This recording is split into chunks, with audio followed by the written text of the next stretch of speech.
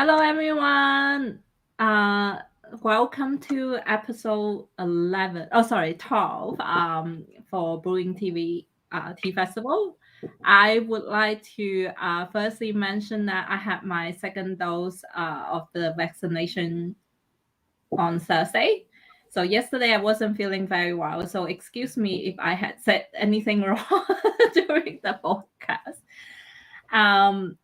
Anyway, but like today we have our guest from Sunshine Coast, Luke. Luke Going. Actually, I have always wanted to ask you about your last name. Mm, So is it pronounced Going? yeah, yeah, it I is. quite like it. It's very unique. It is. I know. It's a double-edged sword. It's unique. People remember it, but people are always questioning me about it. And the jokes came through thick and fast as when I was a child, but none of them were very original. So they just sort of bounced off me. But yeah, I'm from New Zealand originally, and Ah, in New Zealand, it's quite well known. It's quite popular over there. So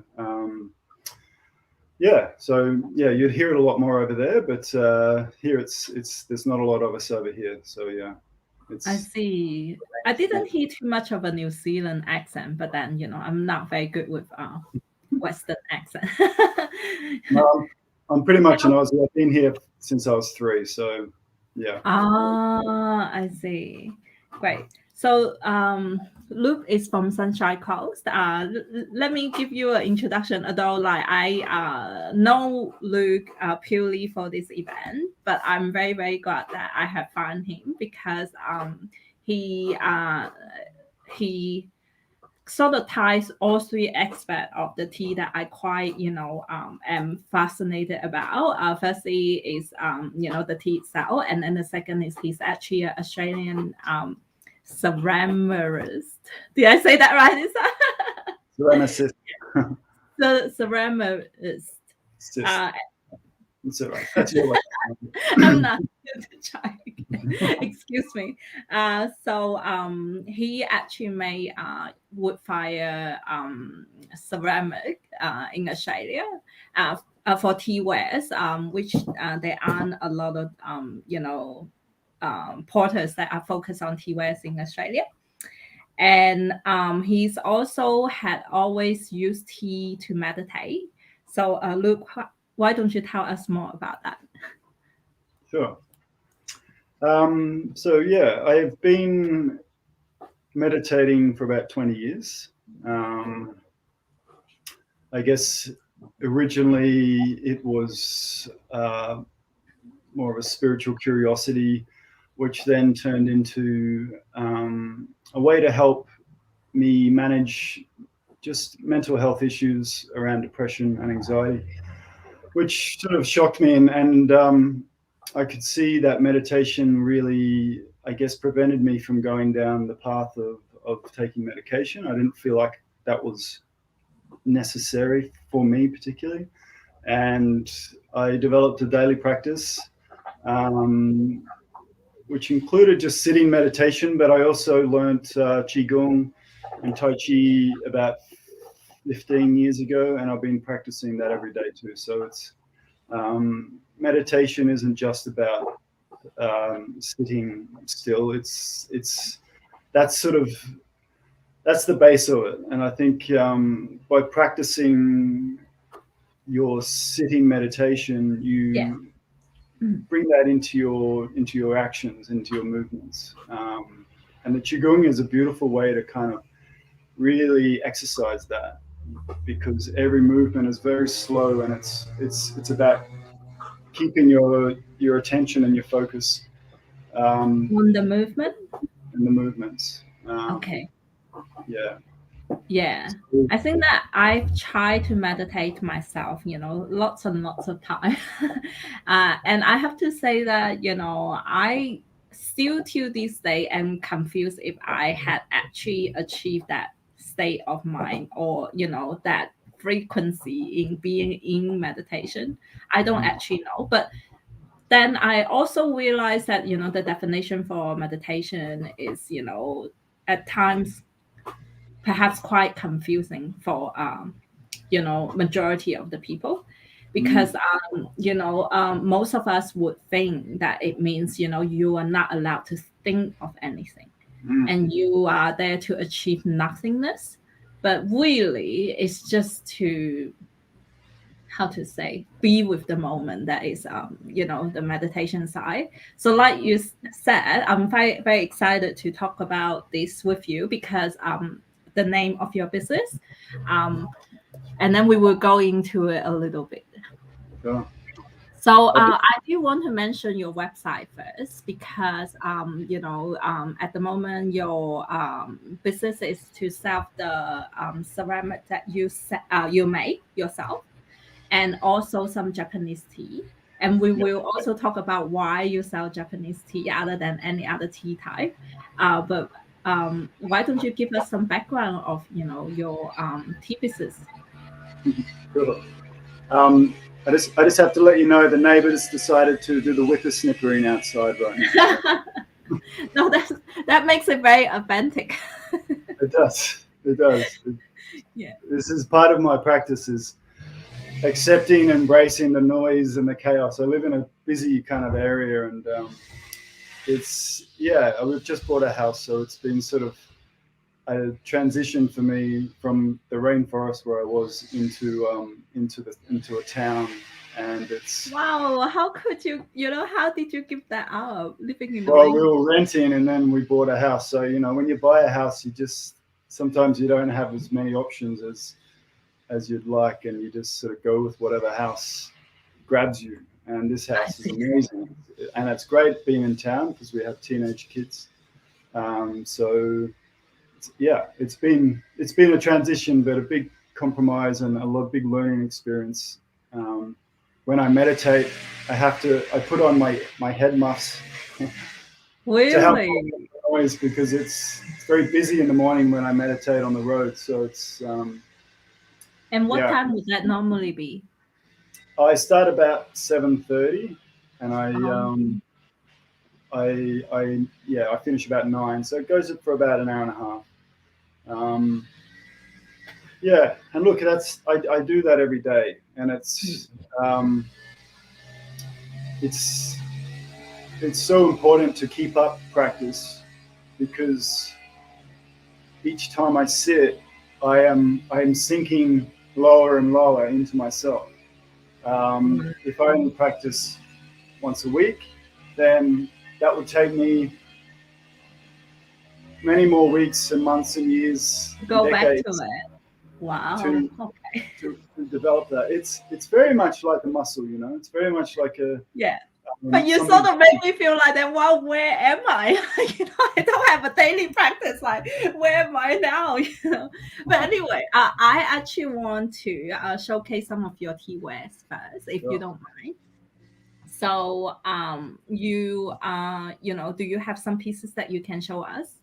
Yes. At your studio.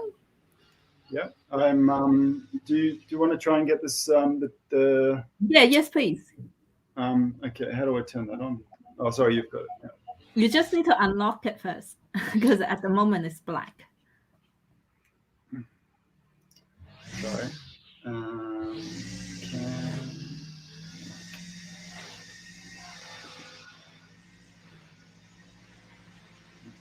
Still black.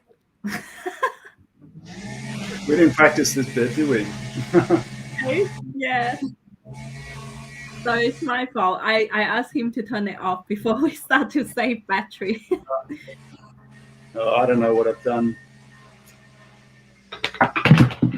Anyway, I might just hold it up to this camera here. Okay. Okay, sure. I've got many more pieces to the side of me, but this is the tea set that I'll be using today.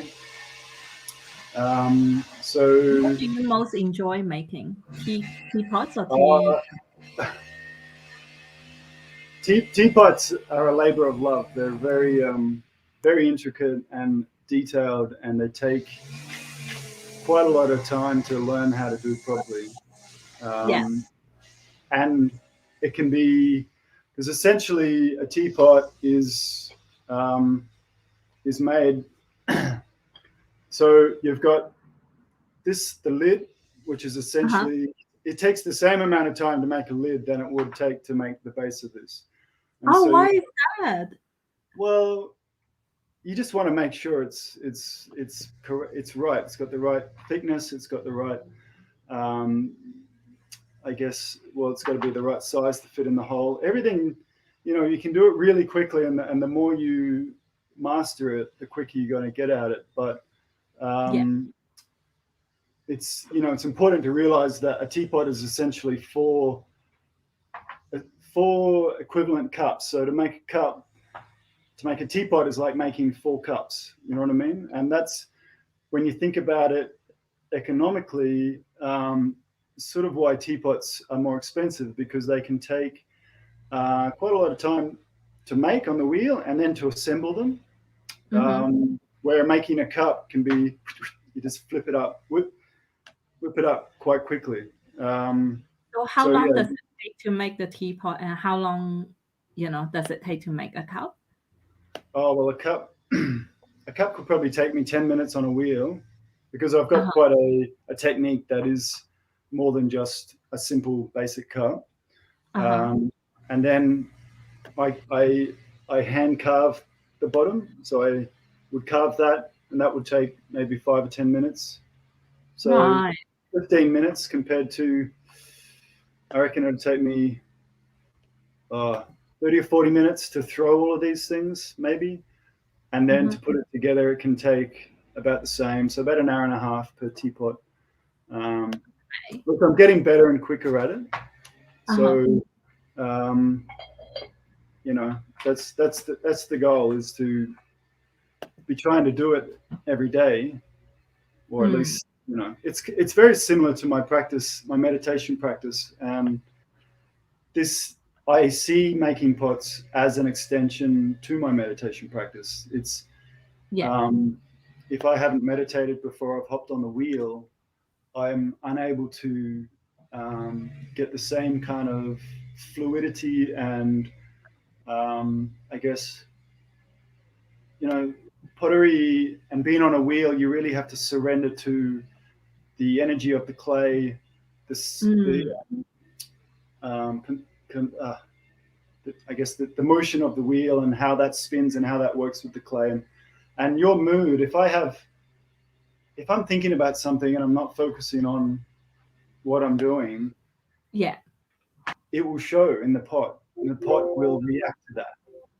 Okay. And Do you have an example, as in, how it will react to it? Is it more like the shape, or, does it look, does the shape look more angry? Like, if it's that just, makes sense. well, there are so many things you have to learn when you are learning any craft, Yeah. and practice makes perfect. So if I, you know, if I haven't been on the wheel for a week or 2 or 3 or 4 weeks, sometimes that can happen. You Mhm. forget a lot of the little techniques and little tricks that, um, you've learned through your mistakes and all through your practice. And so if my mind is busy thinking about something, then I won't be alert and aware to allowing those, I guess, those instincts and those memories to come back to me. But if I have a clear and quiet mind, it's amazing just how much memory is in our body and in our hands. Um, I see. I can be. I think I had a period where I didn't Whoops. shoot on the wheel. Yeah. That's fine. I Yeah, so I wasn't. I actually want to show this when you're ready. Yeah, I was. There was a period where I hadn't been on the wheel for about 6 months, and I was quite concerned when I hopped back on that I wouldn't remember. But it just comes back to you straight away, because, like riding a bike, it's all stored in your body, Yeah, um, and especially in my hands. And that relationship between the wheel and the clay in your hands is, I guess, refined when your mind is clear, when you're able to really allow that consciousness to come into your body and into your hands. that's Um, really interesting. So I want to do, ask a little bit more about it, because you mentioned that if you're quiet enough, then you'll be able to feel the energy of the clay. Mm. Yeah. And Yeah. then I talked to another tea vendor who talk about similar sort of thing, but not with the clay. He's more talking about the tea, and Mm. which is something that I haven't fully experienced. I have to say, like, I will have strong flavor that is happening in my mouth. I will have like strong sensations that is happening in my body, but I don't know if that's what he means by he was like, he can feel the energy of the tea. But Mm. you were saying that you can feel the energy of the clay. Do Mm. you feel the same for the tea as well when you're brewing them? Yeah, absolutely. I guess meditation, what you were saying before about having the misconception that meditation is about stopping the thoughts in your mind. Um, that is quite a common misconception, and because it's almost impossible to stop our thoughts. Yeah. And what we learn when we meditate is that meditation is a technique of witnessing, of becoming objective to our thoughts and not being sucked into the melodramas of it and into the back and forth relentlessness of it. So we are just watching, and we're just being very present with what is in front of us without interjecting too much opinion, Mm. whether it's good or bad. And this Oh, is very much at the heart of Zen philosophy as well. okay. So, Um, all right, I'm hearing that because you said that, that's the part that is quite confusing. You said that when you are thinking about other things, when you are making your pottery, it will affect your work. But yeah, then that would suggest that you should not be thinking about anything when you are doing your pottery. But at the same time, you say that meditating is not about stopping your thoughts. So, what is the subtle difference between the two? okay. So this is my experience, in my opinion, is that Yes. consciousness is very much in the way we live and in the way humans interact and have lived for thousands of years has been very much focused in our heads. Yeah. And that is what sort of we think is, I guess, the essence of who we are. And that is what fuels our self-identity as well. Um, for me personally, how I look at my meditation is that I am moving my consciousness from my head into Yeah. my body, into every little part of my body. Okay. So it's not so much like stopping the thoughts, it's just stopping the focus on the thoughts and bringing focus into the body. Okay. And this is why tea practice or tea drinking, tea meditation is such a great way to distract you or to bring that focus into an actual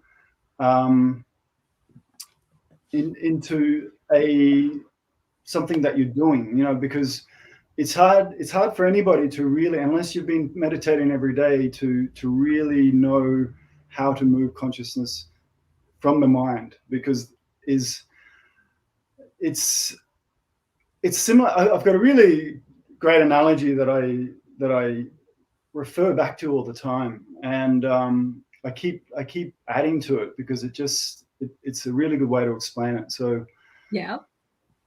it's kind of like floating on the ocean, and our heads are above the surface of the ocean, and our bodies are beneath the surface. Um, And we, is it like the iceberg thing? Yeah. The tip. well, kind of, yeah. Well, no, it's almost, yeah. I think it's mainly just about we are constantly focused on the surface aspect of our life, and we um, we rarely sink beneath the surface, and we have experiences and moments that take us below, and it's quite amazing, but it's not long before our minds want to go back up to the surface and grasp for breath, because that is just the way we've been conditioned, and that's the way that our minds feel, I guess, at peace, or more sort of safe. It's our safety. I guess it's just what we're used to. We've been conditioned to that. So meditating for me is submerging myself beneath the surface of the mind, and that's what I'm talking about, bringing yourself back to sort of bringing consciousness into the body and into a subterranean sort of world that is rarely discovered and rarely sort of explored. And if you think about the ocean, it's like we might dip our heads under and see and be amazed, but then we quickly go up. So meditation as a practice is about diving deep and going down and down and down and down and down. I think that's why it's hard, because the ocean is the unknown, and then the thought of not being able to breathe. So I can understand, that is actually a good analogy, because I can hear the intimidation of, going deeper into yourself, because you might not find something that you want to see. Yeah. And then, but, at the same time, it can be quite profound and deep and beautiful. But so I also get a comment here. Amanda said that that's also what she found the hardest, moving the focus away from the thoughts. I think that everyone is encountering, similar sort of issue. But I just want to say that I am quite aware that, we are a tea festival. So I want to go back to talking about your tea wares a little bit more before we, go back to our conversation. So I'm quickly showing some photos of your teapots. And this is the one you were saying that you love the most out of all the teapots you made. Can you tell us why?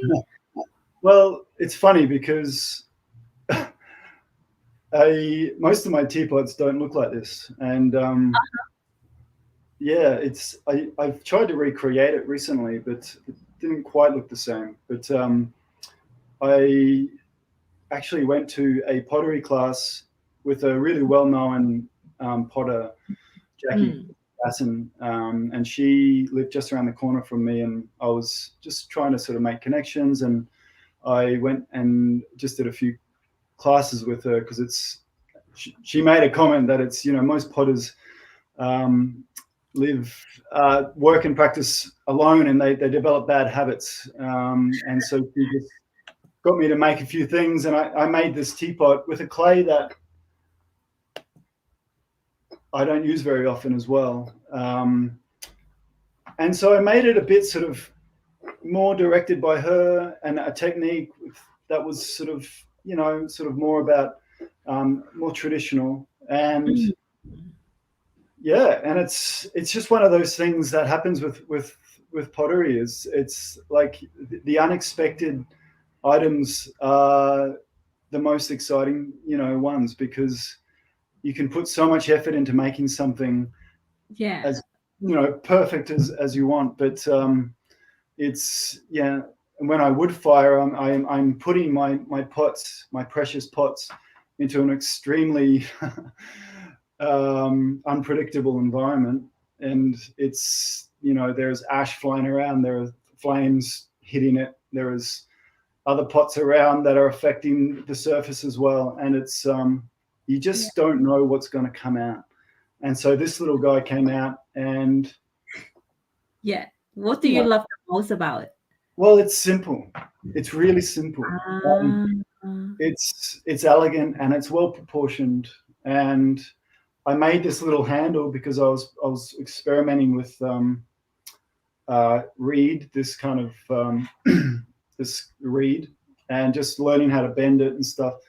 And the holes that I have in here were only big enough to, like all my other handles, would have worked, but it was the perfect size for this reed to come through that hole. So I just experimented with that, and I really liked it. It's a bit bent. I'll do it different next time, but I mean, it's the simplicity of it. I usually work with a lot of darker clays, Mm. so this Where is did just. you, where did you get your clay? What specifically is this clay? Oh, this is an iron, a stoneware that's. I have just basically been using clays from my clay shop. Yeah. So this is just a processed clay. It's from Melbourne, I think, and it's it's I think it's one of the clays that I learned on, and Um, when I first learned, so it was just something that I had lying around. is Um, it lightweight? It looks quite light for some reason. yeah, well, that's another thing. Like I tend to make my pots a bit chunkier and heavier, and this one's quite delicate, Uh-huh. um, which is Do you have one of the heavier one to put in compare? I'll show you. Wait.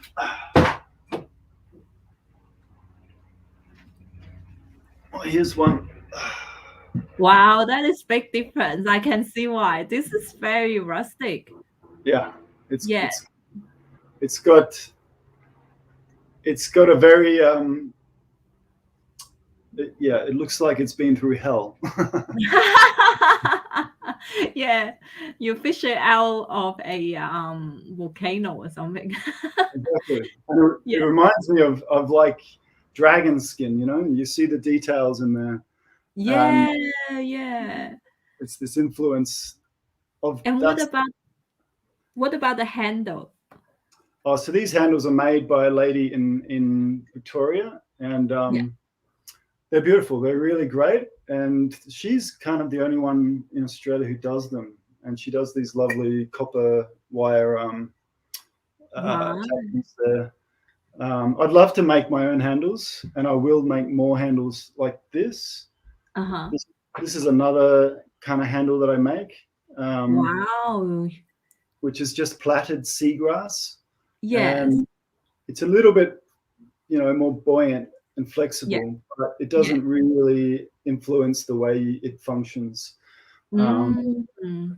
I love, something about what has attracted me to pottery is this, I guess, this really sort of rustic vision of ancient Japan, um, before the industrialized times, before, I see. using materials that were really at hand and close by.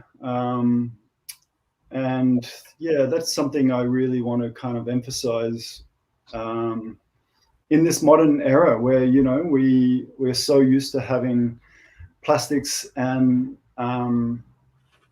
metals and all of these materials that have been heavily processed, to try and go back to what is the most rawest elemental thing we have. It's been made from the earth, and it's been processed in fire. It's it doesn't it's yeah, it doesn't get more sort of elemental than that. So Yeah. it's I also noticed that you mostly prefer the loop handle teapot rather than the side handle one like the one I have.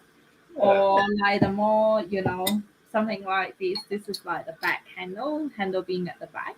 Do you purposely go for those shapes or it just, came out like this? I'll have to make a confession, and that is I I've never really learned how to make a handle. Okay. I don't like the look of them. I don't like Yeah. the look of them on cups particularly. Um, and so I never bothered. I've learned, but I mean, I never really mastered it. So I was just like, I don't even want handles on my cups. So why would I go to that effort? Yeah, Teapots, true. teapots. Yeah, I could do it for teapots for sure. Yeah. But Yeah. I do make the side handle ones. I do quite a lot of. So it's Okay. they're quite easy because they're done on the wheel. Where a teapot handle or a cup handle is made it's a really bizarre method where you hold the clay and you milk it like a cow. It's sort of like, Okay, that's interesting. yeah. I thought it's more like Play-Doh, where you sort of just shape it and stick it in. Well, you could do that too, but I think the I guess the structural components of it are going to be less prone to fractures and structural issues if you work in the clay like that, as opposed to just bending it, because you can dry out the clay by bending it, and it can just cause problems when it's fired. So I really love, when I include a handle, it gives it a new personality, and each handle is kind of different. I'd love to make these ones myself, but I got to be, wise with how I spend my time. That'll be just something. I'll do that later. Did you order the handles after you make the teapot and send the lady the dimension? The dimension, or does it work the other way around? That's how I should do it. Yes. Okay. And I will do that with my next firing, because I just sort of order small, medium, or large, but I don't make the teapots to a specific size. So I think, and she is open to taking custom orders. So I will, I'll give her measurements next time, so that's a bit more tailored to the actual dimensions of the pot, because sometimes they are a bit off and not perfect. So okay. So I do want to, start making the tea. You have 2 teas, that you sent to me, but they are sort of lost because the Australian post is extremely slow at the moment. So I will just rely on your side to brew the tea, but then I will also brew a Japanese tea. Yeah. Okay. So do you want to start your demonstration? I will. Yeah. I'm just getting my water heated up again. So I might just move the camera down to my little station here. Yes. Is that good? All good. I'll give you the camera. Yeah. So you have 2 teapots there. Yeah. So which one will you use for our first tea?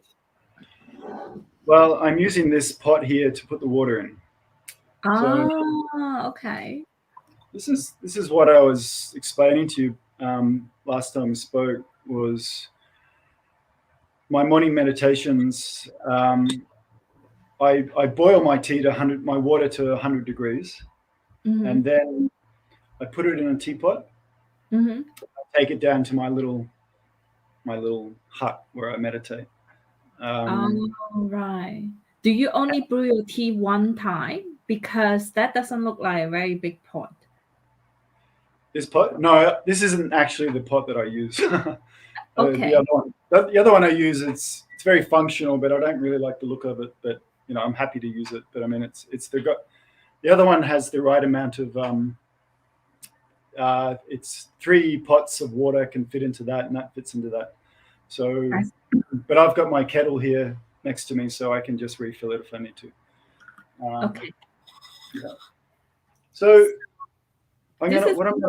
sorry? This is a good time to tell us, why do you choose Japanese tea out of, all the tea in the world, to help with your daily routine of meditation? Yeah. So I've been fascinated with Japanese culture, I guess influenced a lot by Zen Buddhism and meditation, and and ceramics, definitely. And just their way of life is something that really does fascinate me. So it was natural for me to be drawn to the tea when I was contemplating. I think actually that the first tea that I ever tried, apart from the common ones, was genmatcha, and that I bought that loose leaf, and I'm just popping on because you're not moving. Yeah, that's okay. And that really exposed me to just the flavor profile that I was that really complemented sort of, I guess, the aesthetic and um, the things that really interested me with Japanese culture. You know, the grassy flavor of the rice, and the tea as well, and it just captivated me, and so it was natural for me to seek out Japanese tea Mm. after that, and actually then I found a sencha and the same shop that I bought the genmatcha, and that just blew my mind. Like I Which couldn't. shop did you go to, may I ask? No, it was just an Asian grocer close by, Oh, uh, okay. and the sencha was, for my first time as drinking a sencha, it was, you know, I guess it's probably not considered to be the best quality. It wasn't that expensive, but Mm. it was just so beautiful and rich and so Yeah, unique. It just had such um, a unique quality to it that I had never tried before. And I guess it is that vegetal umami flavor that the Japanese do so well. yes. They've, they've really mastered that. So that just made me sort of start inquiring into other teas. And when I thought about this business, I guess because I'm doing Japanese style teaware Yeah, as well as Zen meditation, it kind of makes sense to just simplify it and specialize in Japanese tea. yeah.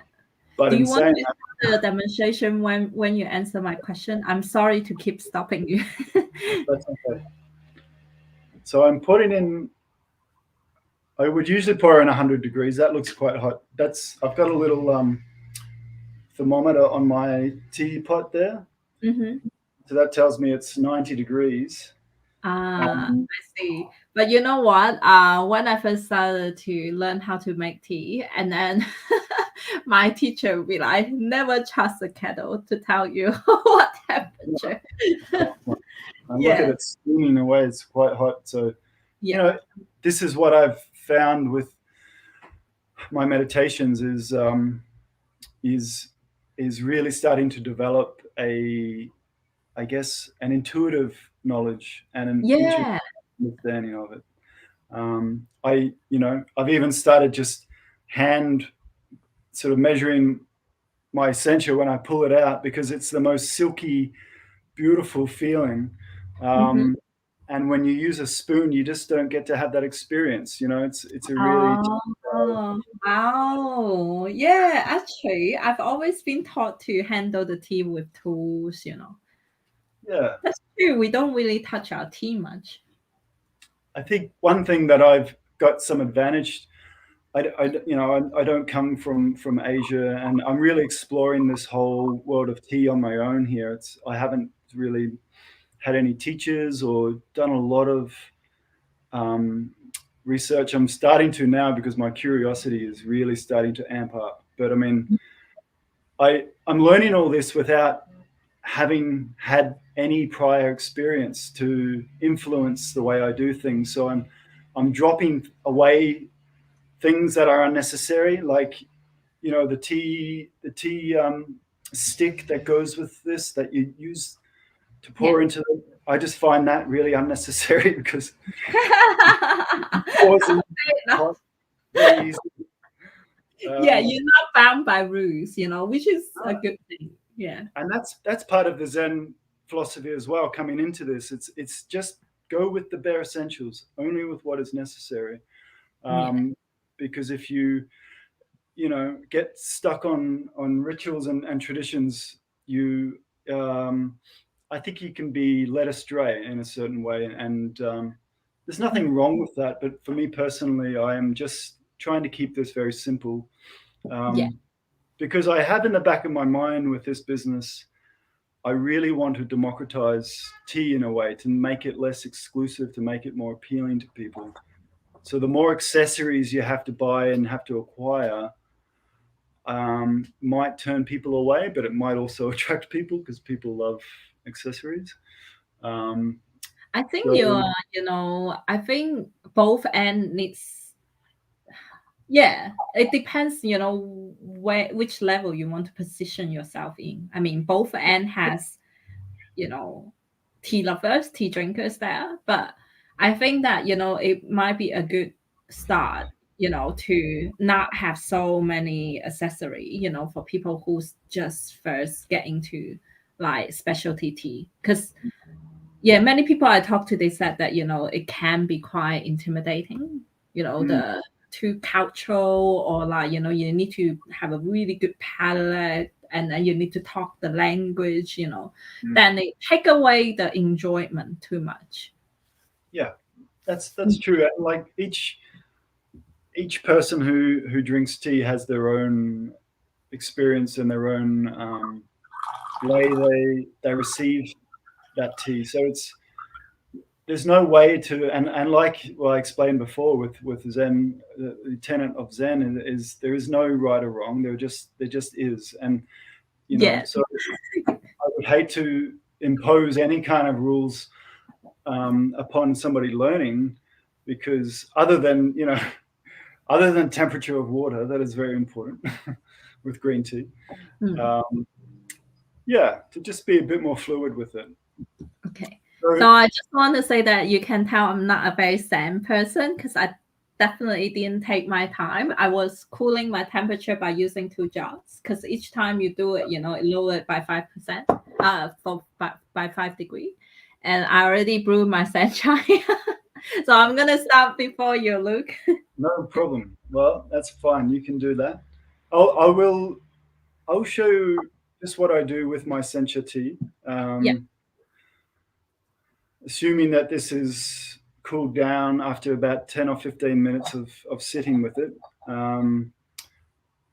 This is part of my meditation, is waiting for the temperature to cool. So what do you do when you were? I mean, how do you position yourself? Because, obviously you're not trying to do anything when you meditate. Like, how do you spend this time? I guess it's a better question during this waiting time. I just sit. Which tie down to, one of the questions. What does Shikantaza means? Just sit. Yes. So Libby background is originally it is a Chinese term, means the Mandarin is 只管打坐, and then it does mean just sit, but the sit is like a special kind of sitting where you sit, you can be on the floor, you can be on the chair, but you cross-legged. Yeah, I sit cross-legged, and that's comfortable for me, but some people find it quite uncomfortable. And I think it's once again, it's try not to get too distracted by the formalities of things. Shikantaza, the heart of it is to just sit and to strip away all of these attachments we have to perfection and to making it perfect and right.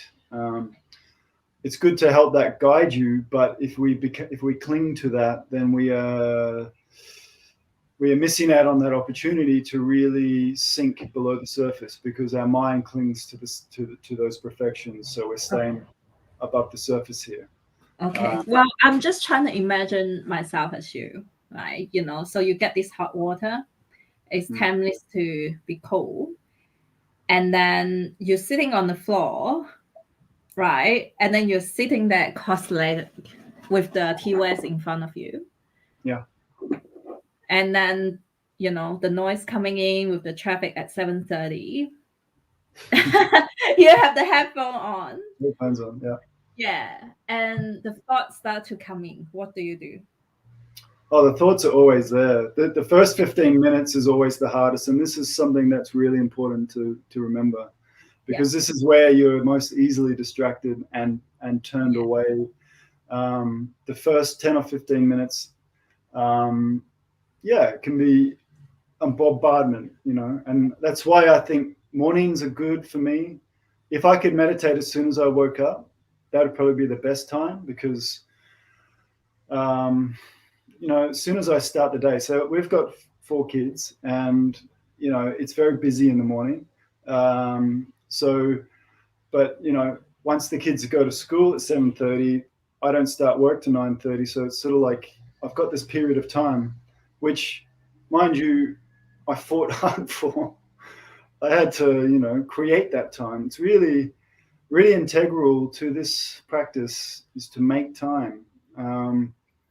It's you have to prioritize it like you would prioritize exercising. It's and eating well.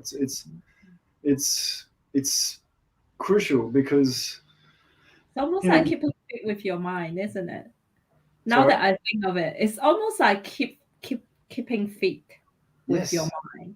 it is absolutely, absolutely, and you know, it's becoming more well known, especially through apps like Headspace that are becoming quite prolific. Will you Teaching. recommend will you recommend apps like that?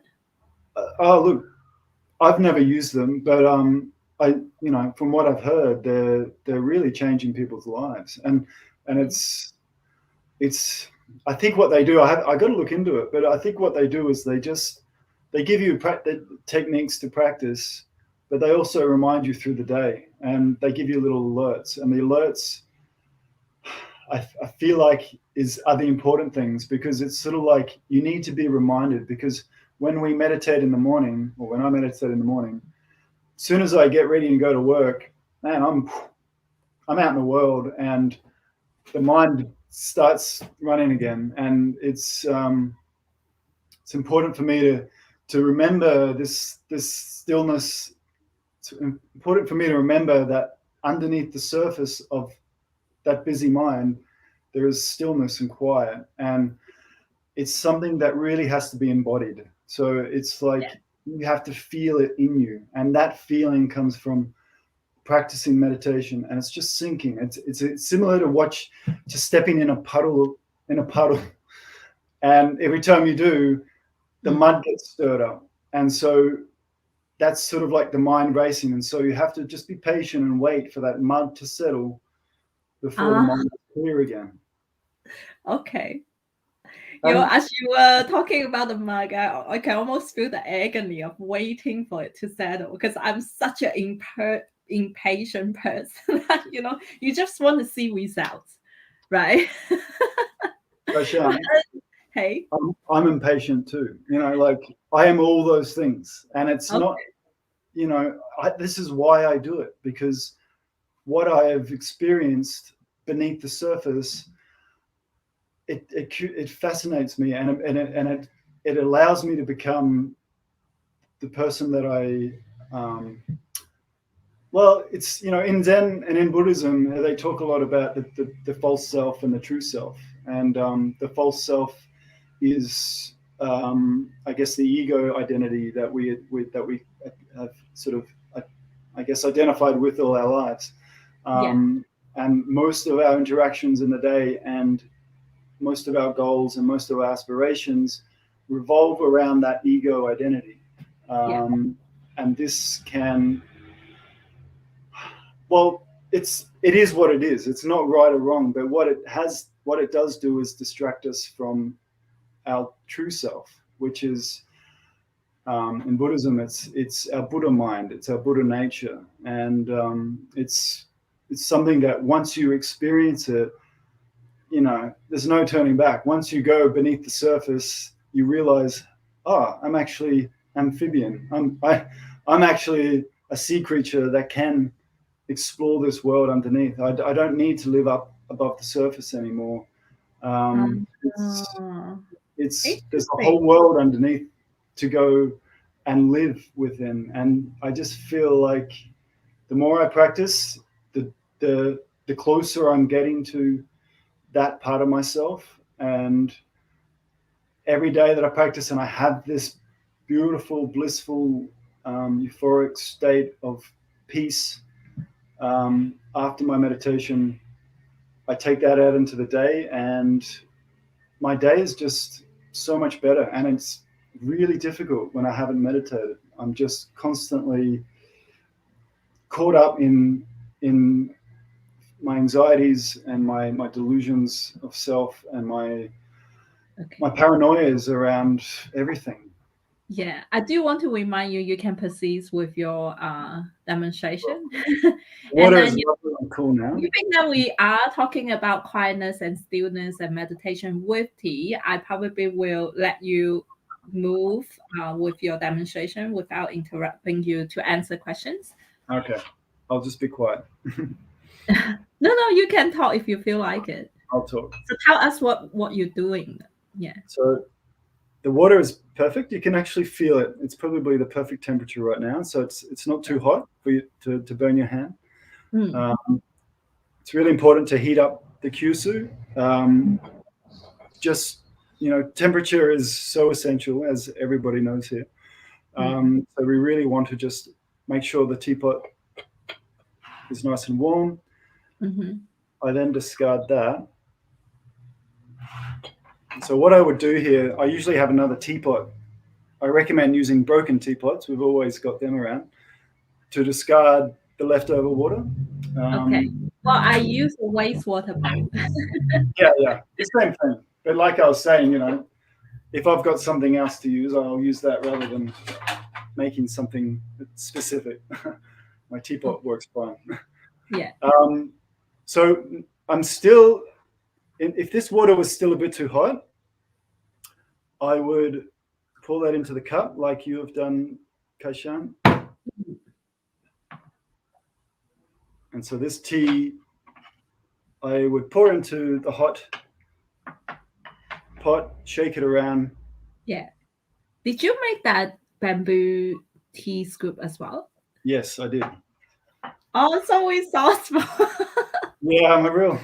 No, I really admire that. I wish I can, make some stuff. Sometimes I will go to the park and pick up little wooden stick as my tea pick, but that's about it. Yeah, Everything else I have to buy.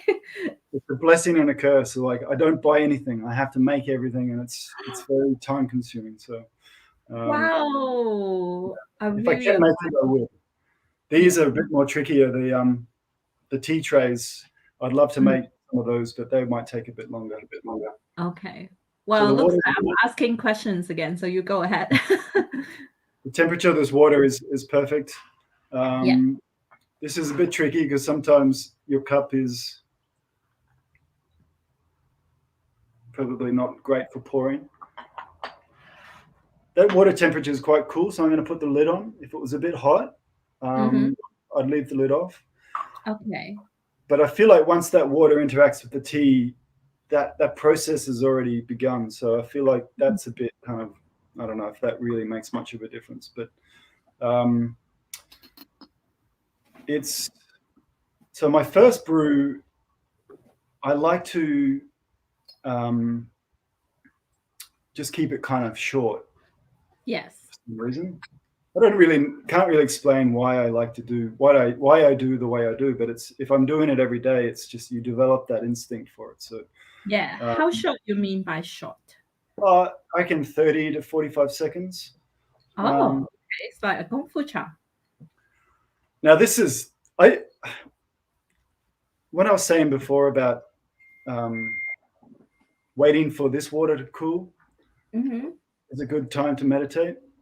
By the Mm, time I poured my water into my tea, that 30 to 45 seconds mm-hmm. I find is some of the most potently concentrated meditation I have in this Right. process because 30 seconds is not a long time. And so Yeah. you kind of just you sit in that 30 seconds with Yeah. nothing to do other than wait. And that like nothingness is exactly the essence of Yeah. Zen meditation. If the mind has nothing to do, then Yeah. it will settle in nothingness. Um, Really? My mind always finds something to do. yeah, well, you Yeah. have to practice your tea meditation more. Yeah. No, to be honest, I have a few different tea teachers, and one of the tea teacher is more closely related to Buddhism. And she once made us to just practice pouring water. There's no tea making, just pulling the water out of the teapot to a jar. for half an hour every day, and just to feel the chi. And I have feel like that, for that practice, we did it for a week. I achieved that. Like my mind had, tried had no purpose, no goal, just to put this into the water, and that really helped. But then, I just haven't been bothered in doing that ever after that. Yeah. Yeah. You need, people, I feel in Buddhism and Zen and Taoism, the word Tao means, translates as the way.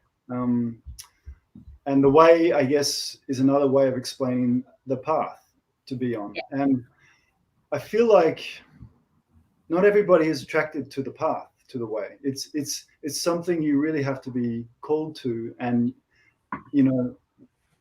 it takes extreme dedication and vigilance to stay on the path. I've got 4 kids, and I've got another business that I'm running and a part-time job. My life is extremely busy, but my practice is every day is what allows me to stay on the path. You know, my kids are teenagers and they're going to be gone soon, so I'll have a lot more time once they're gone to devote to this. But this is my compromise to running away and becoming a monk on a mountain somewhere. It's like that temptation is very strong. Yeah. Like I said to you, so this is completely off the, completely unrelated. Like you were saying that Tao means the way, right? But the way you're talking about is what the way in like a smaller sense, you know. There's a bigger picture, as in the way is just the way it is, and it's not just the way for the spiritual world, it's also the way for the material world. It's the yin and the yang, so they're both there. Yeah. And I think that you are giving this role for the father of the 4 kids, right?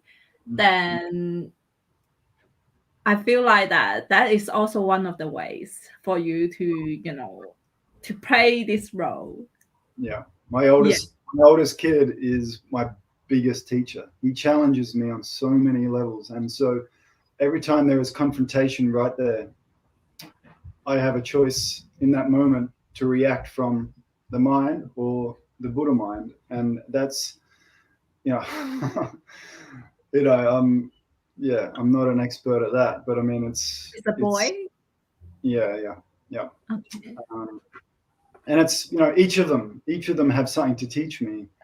Every person has something to teach me about myself and about my ego mind, because it's my ego mind that is reacting to these influences that are confronting me.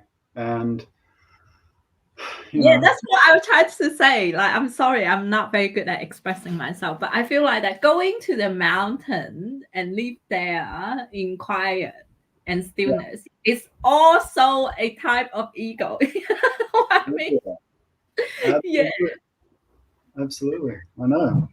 But I mean, as a young man, you're very driven by your ego, and your ego sometimes is very sneaky in the way it presents itself and the way it has control over your mind. And so a lot of the time, what appears to be a spiritual devotion to something can be even more egotistical than becoming a movie star. Like, it's just, it doesn't really matter how you approach something.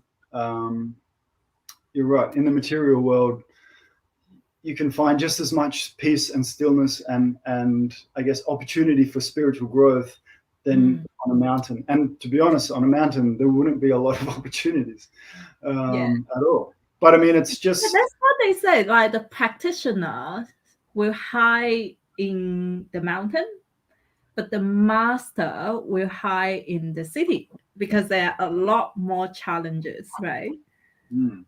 Yeah. And that's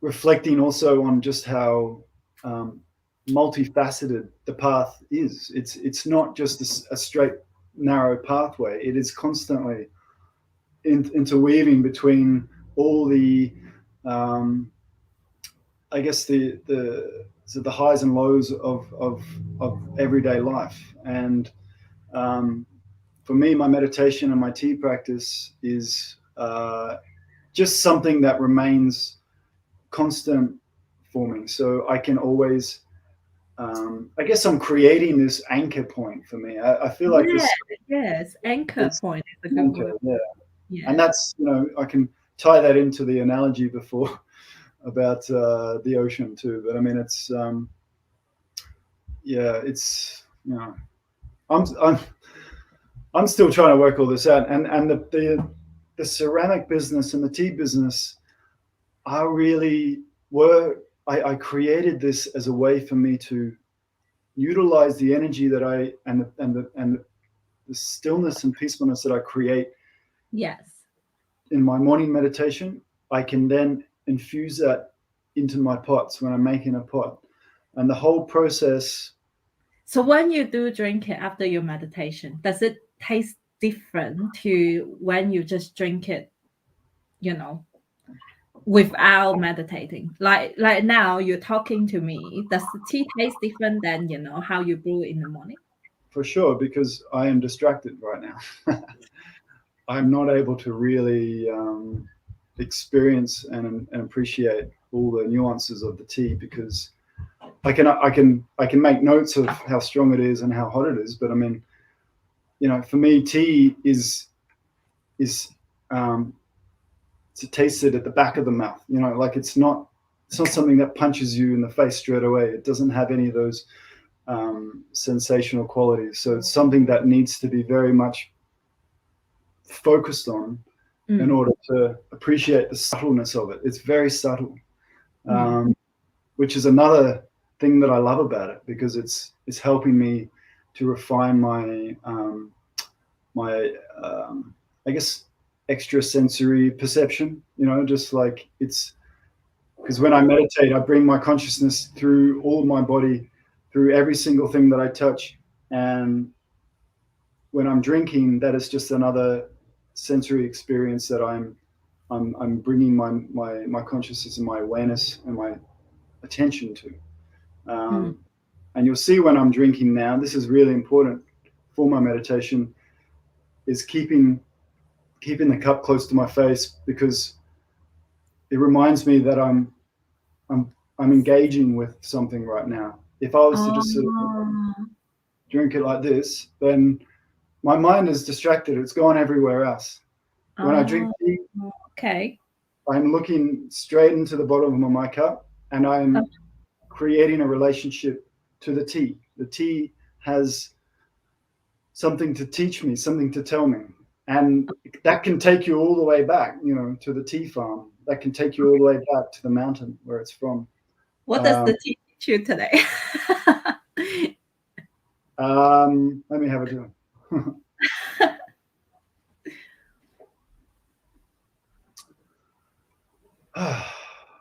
Just to be still and to come back. And this is I guess a part of why I'm doing it, this business, and why I'm talking to you because um, I feel somewhat guided in a way to help people have this experience because of what I've gained from it.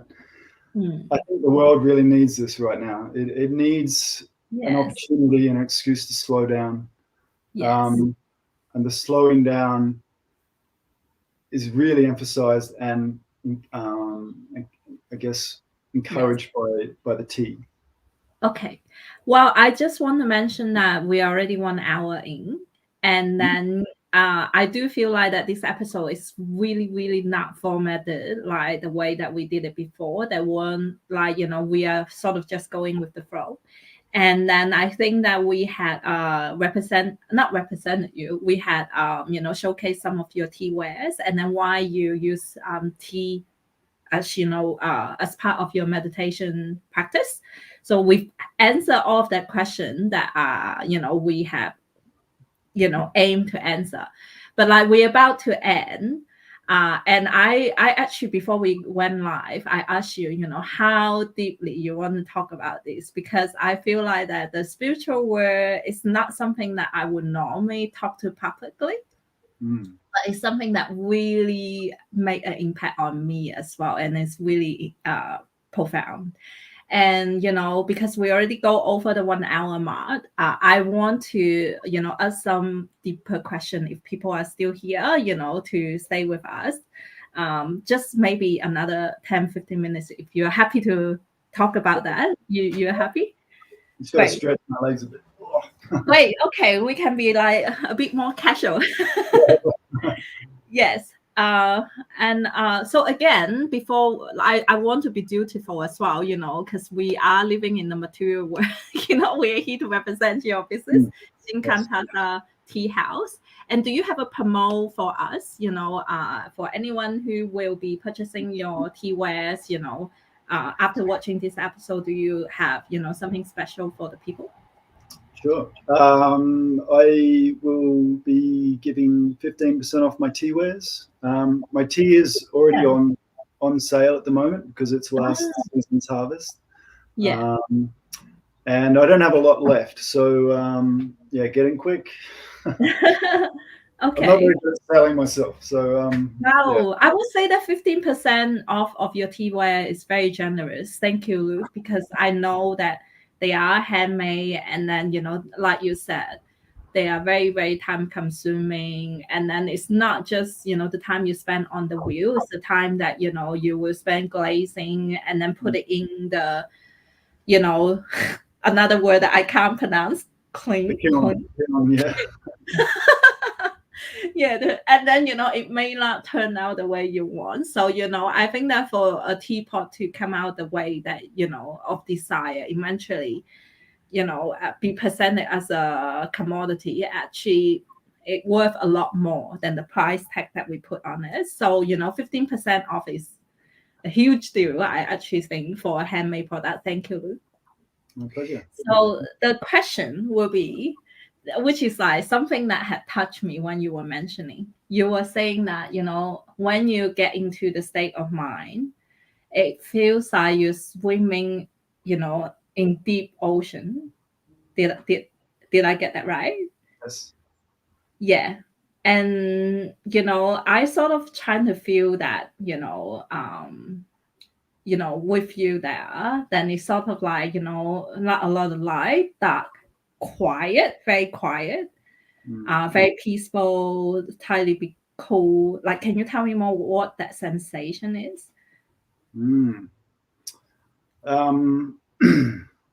Well, you know the feeling of actually putting your head under the water and everything does go quiet. And this is why I love this analogy, because it actually relates to the experience almost perfectly, because the deeper you would go in the water, the quieter it would get, and the more aware you would become of your, I guess, the pressure of the water and the darkness and I guess the fear around that too. And definitely fear. That's what I would be, relating to going under the water. Yeah. I've always sort of developed this analogy because it's so fascinating. But it's like, I imagine like the monks in a monastery. They're in a very I guess safe environment that is purely catered towards meditation and that journey. So they are diving deep, but I liken them to like having scuba equipment. It's like true that. They're under the water, but they can breathe, and because they're in this safe environment. So it's sort of like they're going deep into this experience. But if you're out in the world, out in the material world, then you don't have that kind of luxury. So it's probably more akin to, well, I was thinking this the other day, like divers use weights and stuff to weight them down. They carry like a weight belt, and that helps them to go deep. And I kind of sort of, I guess, liken that to, having like Buddha statues and incense and mandalas or whatever, and it's sort of like little things to remind you or to help you go deeper into it. So what do you find down there? Peace and tranquility. Like it's one of these things, and this is pretty much the core of Zen teaching, is you cannot describe it. You cannot put words to that experience. But that is exactly why people is not going diving, They sort of found it, meaningless, as in, oh, you're going there to find, quietness. And they'll be like, oh, like my son who said to me, a 6-year-old is like, quietness is, so boring. Like I have to do something. So, that's why people don't go into the practice. Yeah. I don't know. And this is why it's hard for me to kind of think about a way that I would sort of help people become aware of this quiet space. The tea, as soon as I thought about incorporating tea into my business, it was like a light bulb moment that went, because in the material world, we live in a capitalist society, so consuming things and purchasing things, it's part of our religion, so to speak. It's part of our ethos. I have something else to say about that, but probably off camera. Anyway. I don't know.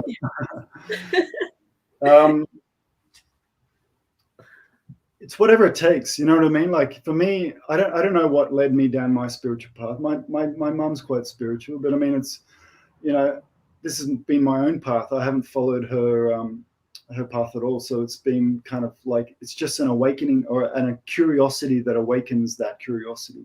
And that happens anytime in your life. And it's, unfortunately, it can usually come through traumatic situations, or come through, like myself, going through depression and having anxiety. And, like I was really forced to sort of make some sort of headway, because I really wanted to avoid going down medication, right? Getting into medication. But, meditating and medication, the two words, already suggested. One is using chemicals to balance the chemical in you. One is using behavior to balance the chemical in you. And you're actually taking meditation, that is I don't know how they extract it, and then they have to mix it with something else. So you're taking a compound of different ingredients and put it in yourself that we don't actually know how it's going to interact with our body long term. Comparing to just using your behavior to balance the chemicals in your head. I think like I was saying before, how I like to make everything myself. There's a word for that called autodidact. So I like to be self-taught. And I think once I realized that, many times I've contemplating, trying to go to the doctor and ask for medication, but I've always felt like it's these, when I'm sort of going through a low, that's the time that I do that. And even meditating kind of, it doesn't really have an influence, but it's a periodic phase that does pass for me personally. And so by meditating, it's almost like it's a patience, it's a waiting out, but it's also, I'm self-medicating. I am self. Once I realized that I can have not so much control, but I guess I can manage these behavioral issue and mood sort of instability through meditation, I realized, well, that suited my personality because I like to be in control. I like to sort of have this sense of mastering something myself. That's it. I think that's exactly the fear. Like going deep under the water is letting go of control. That Yes. is the fear. Yeah. There has to be an element of control because the mind wants to keep resurfacing. The body wants to keep going to the surface for oxygen, like the mind wants to keep going back to the place that stimulates the mind, that stimulates the ego. So it's like they call it in Taoism effortless effort, and it's sort of like there needs to be effort, otherwise you're just going to succumb into old habits. But the effort needs to be effortless. And this is another Zen paradox that kind of like the brain just kind of can't grasp. Yeah. You can only grasp through the experience of being deep in that meditation. It's like once you sink beneath the surface, you understand those deeper qualities and how it all sort of ties in. It's like the fish who asked another fish, "Oh, how's the water today?" And the first fish said, "What's water?" it's you know, it's it's sort of this awareness of just you can only truly experience something that deep peacefulness once you've taken your step. You cannot intellectually you cannot stimulate or get yourself there by thinking about it. You have to sit and practice and sit. And someone actually said to me that the more intellectual you are, the bigger the roadblock actually. Yeah. Anyway, I don't know if I should ask this because I feel like that, the reason why you want to do this, it keeps surfacing, but it's so personal. I don't know if I should, shine the spotlight onto it. But you did said that you start to, tell me you can, not answer this. But you were saying that you start to, have this business concept of building a tea house. And coming forward to talk to me about meditating with tea and how it all combined together is because you once faced depression. And I think that sometimes it's so taboo to well, firstly for other people to talk about depression, but it's sort of just not wanting to go there, or for the people themselves to admit that, okay, I have problem with depression, right? But it is a turning point, just like I will be very personal about myself. Like my turning point, as in I've always been interested in religions, and that I think that I've always asked myself, like, why are we here? Like, why was I born? Like when I was a little kid. But then the busy lifestyle made me sort of forget about all of this. Then I sort of just keep going at my life, trying to keep trying hard to go one way, until that the life event turned me completely away, as in something is wrong. Right. So for me it was like divorce when my son was 1 year old, so I was a new mother, and then my new identity as a new divorcee had made me start to look more closely inside to find answer. So for you, that was depression. And why do you think that people would need to hear your message, when they're going through life, dramatic life events such as, what we just described?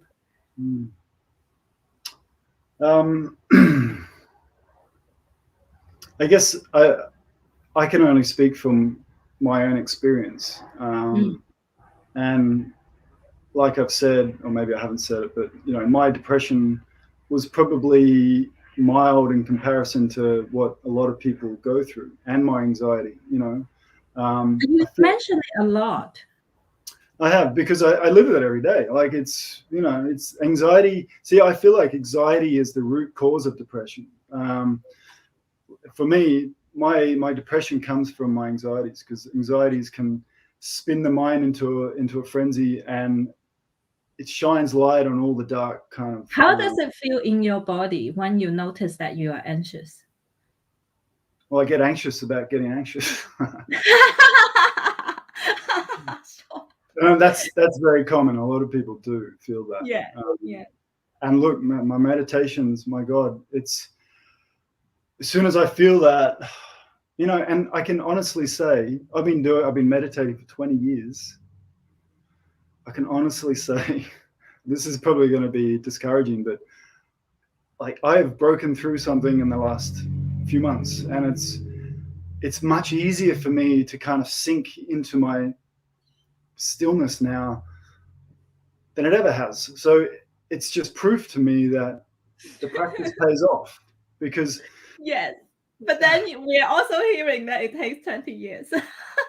well, it takes a lifetime. And this is what I mean. Once you realize it is a journey, it is a path to be on, then everything else drops away. Everything else becomes insignificant. And everything else becomes tied into it as well, So it's I can only say that what message that I have got to give is very nuanced to my own experience, and I'm not necessarily trying to teach anybody anything other than it's like trying to lead a horse to water. You know that analogy? It's like you can bring the horse to water, but you can't force it to drink. It's the same with meditation. I can tell you to sit down, I can pour you a tea or whatever, but that inner journey is something that you have to do on your own. And there's no person, some other masters might be able to really get inside of you and guide you. But I mean, it's hard to find a master these days, I tell you. Yeah, I think that will be related to, a very well-known Christian verse. Or I don't know if it's Christian It or probably is Christian. I I don't think know. it might be, yeah, from the Bible. No, it's the phrase that God help those who help themselves. Yeah. Nobody can help if you don't look that way. Yeah. No. But anyway, I would like to wrap up this session because we are going quite over time. Is there any? I feel like that the reason why I stay behind and ask you all these questions is like I do think that you speaking out about meditation and then it will help people, right? So anything specifically that you want someone who's watching to take away Can I before we quickly end? just, my big dream with this business is to create a tea house, and Yes. what I envision as the tea house is being a quiet space, and Yes. I feel like that is the most important thing out of all of this, is creating space.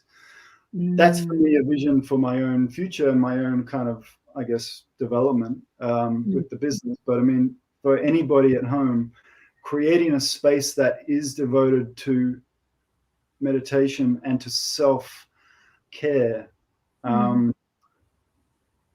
Something that I want to draw attention to is just, it's not about being by yourself. Meditation isn't just being about by yourself. It's about being with yourself. And I think that is really integral to helping you to develop a desire to want to keep doing it, because it is shutting the world out. It is shutting people out who are demanding time of you and I can relate. no, this is time for me. And we do that on lots of fronts.